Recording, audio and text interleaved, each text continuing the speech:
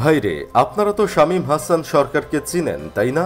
যিনি কিনা দুদু মিয়া, গার্লফ্রেন্ড শুধু খেতে চায়, লিংক হবে, ওভারডোজ এই সকল অস্কারজয়ী নাটকে অভিনয় করেছেন। তাছাড়া অভিনেত্রী অহনার সাথে এই অভিনেতা জামাই বউ বিশেষজ্ঞ অনেক নাটকই করেছেন। উনি অভিনেতা হিসাবে যেমন তেমন, মাগার ইউটিউবার হিসাবে অনেক ভালো ছিল, সেটা বলতেই হবে। কয়েকদিন আগে শামীম হাসান সরকারকে নিয়ে একটা অনুষ্ঠান দেখলাম। সেখানে উপস্থাপিকা কিছু মানুষের নাম বলবে, আর শামীম হাসান সরকারকে বলতে হবে যাদের নাম বলা হবে তারা যে প্রফেশনে আছে সেটা বাদে অন্য কি করলে তাদের বেশি মানাতো। উপস্থাপিকা যখন বলে সুলাইমান শকুন, তখন শামীম হাসান সরকার উত্তর দেন, ও তো একটা শকুনের বাচ্চা, ওরে কর্পোরেট জবে মানায় না, ওরে মানায় দৌলদিয়া পল্লীর দালাল হিসেবে। একটা লুঙ্গি, গামছা আর সেন্টু গেঞ্জি পরে সে দৌলদিয়া দালালি করবে।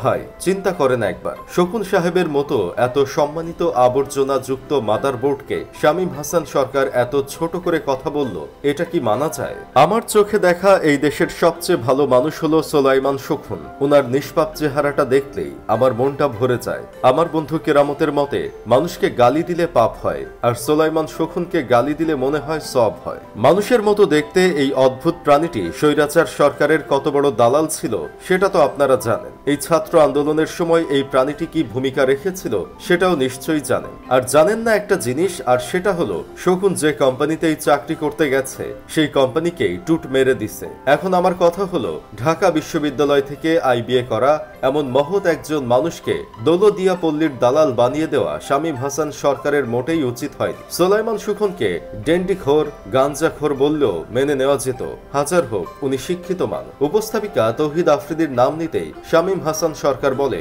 তৌহিদ আফ্রিদি তো একটা বাটপার। তৌহিদ আফ্রিদিকে বাটপার বলা এটা আমি কোনোভাবেই মেনে নিতে পারছি না। ছাত্র আন্দোলনের সময় তৌহিদ আফ্রিদির অবদানের কথা বাঙালিরা ভুলে গেলেও আমি কিন্তু ভুলি নাই। সে ছাত্রদের পক্ষে অক্লান্ত পরিশ্রম করে গেছে। কিভাবে ছাত্রদের বাস দিয়ে মমতাময়ী আম্মু জাতির আপা শেখ হাসিনাকে ক্ষমতায় টিকিয়ে রাখা যায়। শেখ হাসিনা চোরের মতো দেশ ছেড়ে পালিয়ে যাবার পর তৌহিদ আফ্রিদি যে অস্কারজয়ী অভিনয়টা করেছে সেটা নিশ্চয়ই শামীম হাসান সরকার দেখেছে। সেটা দেখার পরেও শামীম হাসান সরকার কিভাবে তৌহিদ আফ্রিদিকে বাটপার বলে বুঝলাম না। সে তৌহিদ আফ্রিদিকে বাটপার না বলে অভিনেতা বলতে পারত। তাছাড়া শামীম হাসান সরকার বিচারপতি মানিককে ড্রাগস সাপ্লায়ার বলেছেন।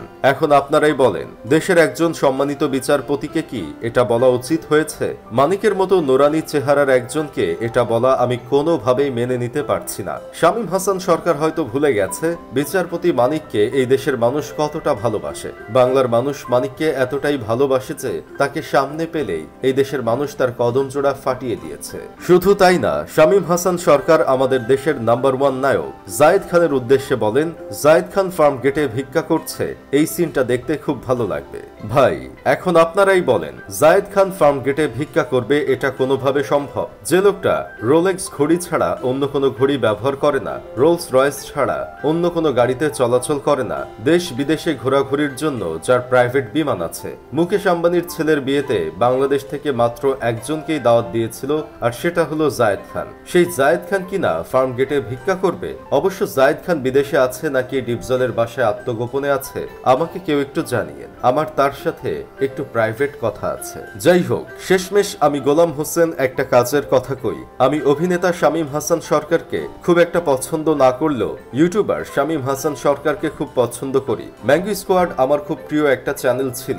শামীম হাসান সরকার স্বৈরাচার সরকারের দালালদের সম্পর্কে যা যা বলেছে আমি তার প্রতিটা কথার সাথে সহমত পোষণ করছি।